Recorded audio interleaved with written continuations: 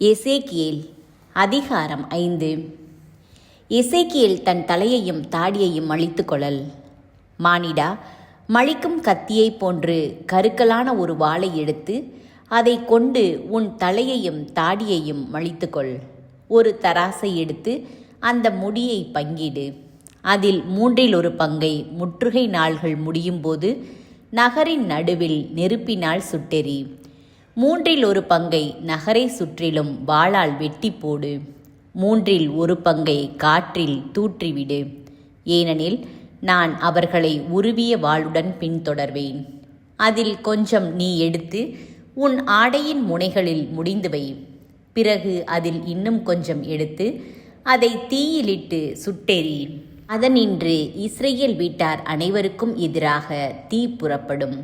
தலைவராகிய ஆண்டவர் கூறுவது இதுவே: வேற்றினத்தாரிடையேயும் சூழ்ந்துள்ள நாடுகள் நடுவிலும் நான் திகழ செய்த எருசலேம் இதுவே. அம்மக்கள் வேற்றினத்தாரை விட கேடு கெட்டவர்களாய் என் நீதி நெறிகளை எதிர்த்தார்கள். தங்களை சுற்றியுள்ள நாடுகளை விட மிகுதியாக என் நியமங்களை எதிர்த்தார்கள்.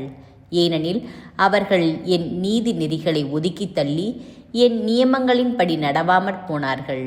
எனவே தலைவராகிய ஆண்டவர் இவ்வாறு கூறுகிறார்: உங்களை சுற்றியுள்ள மக்களினங்களைக் காட்டிலும் அதிகமாய் நீங்கள் கிளர்ச்சி செய்தீர்கள்.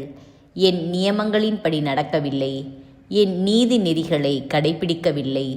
உங்களை சுற்றியுள்ள மக்களினங்களின் நீதி நெறிகளின்படி கூட நீங்கள் நடக்கவில்லை.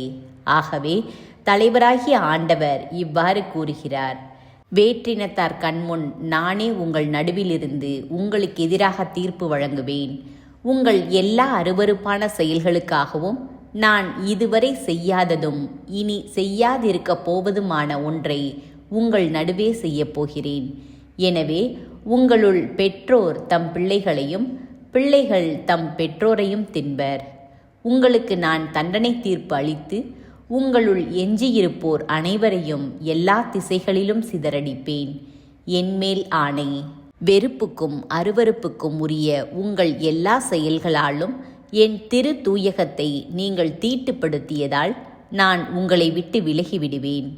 என் கண்கள் உங்களுக்கு இரக்கம் காட்டா. இது தலைவராகிய ஆண்டவரின் அறிவிப்பு. உங்களுள் 1/3 பங்கினர் கொள்ளை நோயால் மடிவர், பஞ்சத்தால் அழிவர். இன்னும் 1/3 பங்கினர் வாளால் வீழ்வர். எஞ்சிய 1/3 பங்கினரை எத்திசையிலும் சிதறுண்டு போக செய்து அவர்களை உருவிய வாளோடு தொடர்வேன். இவ்வாறு என் சினம் தணியும். அவர்கள் மீது எனக்குள்ள சீற்றத்தை ஆற்றிக்கொள்வேன், பழி தீர்த்து கொள்வேன்.